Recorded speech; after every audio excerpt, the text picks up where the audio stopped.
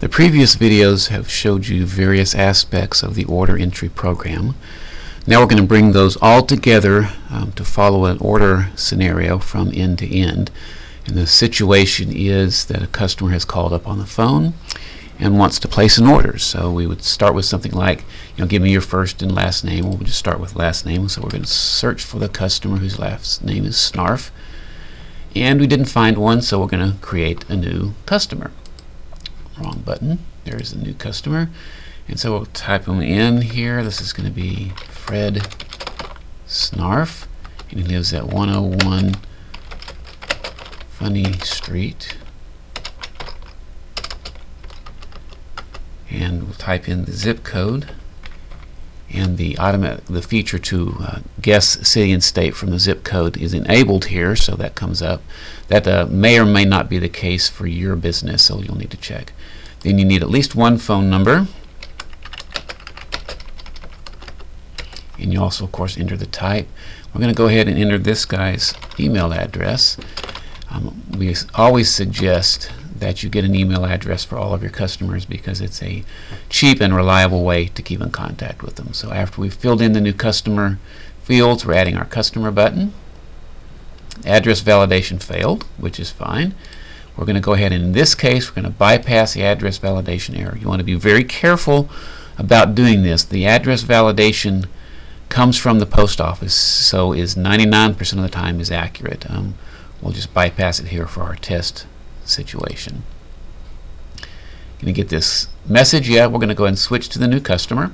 So now you see we've got the new customer as our current customer. There's his customer ID. Down here is his address information and his email. Now we're going to go ahead and put some birds into his cart. We're going to come to the cart tab. If we don't yet have the SKUs memorized, we can search for them. And so I'm going to go ahead and search for black Australorps. And there they are, so I can double click to get that. And we're going to go ahead and put 25 of those in the cart. And let's get something else, maybe some ducks. So let's see what we've got for ducks. So there's, which one do we want to use? Let's use this one. We'll go ahead and put 20 of those in the cart. Okay.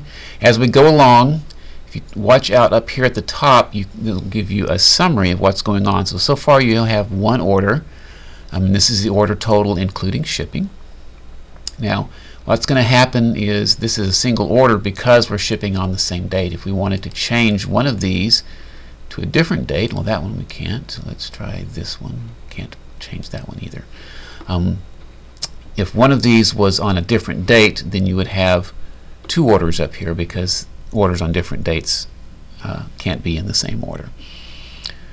We're going to click on the options here and we're going to ask for vaccination for the Australorps, but not for the ducks. Now we're going to go on to the shipping tab. If there was more than one address, we would need to click the icon. Since there's only one, it's already selected the shipping address for us. We don't need a shipping adjustment in this case. Here's some notes.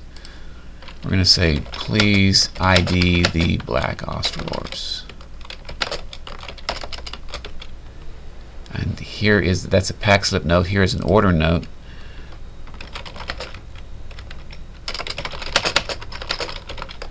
And again, we have to decide, is it who it's from? Well, it'll be for us. And is the customer going to be able to see this? We'll go ahead and let the customer see that particular note. I'll pop over now to the payment tab. Since this is a brand new customer, he's not going to have a credit card on file. So we're going to go ahead and create a new credit card. We're going to ask him for the number. And here I'm using the dummy credit card number. You can see that the cursor automatically skips from field to field for the credit card number and also for the expiration date. Okay, and just to be aware, and you can also assure your customers of this, we do not keep this credit card number anywhere. It doesn't get logged, it doesn't get saved in our database or our system. It's saved in a token format by the credit card processor. So after we have added the card, we select it here. If it's not selected, there's the charge amount, and we'll ask the customer for the security code. and go ahead and post that payment. You can see that the program has automatically switched to the Confirm tab because we've paid up the entire order. As you've seen in other videos, down here in this red area, these are things we need to address. So right here, the only thing we're missing is the order source. So this customer called in, and so we're going to check that order source. Here's again a summary of the payments, and we can go ahead and submit the order. In some cases, you're going to get errors from the system. The shipping address is invalid, the address is not found. You can override these. Again, we're going to suggest very strongly that you do not override address errors, because it's very possible that the order will not get shipped to the right customer. So since we're not going to override, we're going to go back and fix that shipping address. We'll click back to the shipping tab. Let's go ahead and create a new address.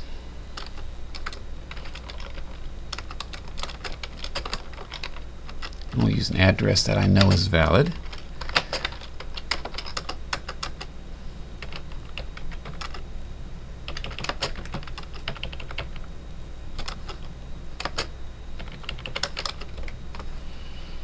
And we'll go ahead and get the user's email address.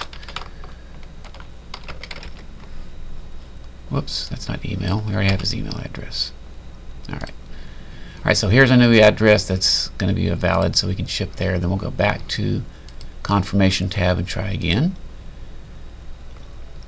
And this time the order is successful. And also to remind you and your customers, the credit card is not charged until you click the Submit button on the Confirm tab. Till then it's just pending. But once we get here, then it has successfully charged.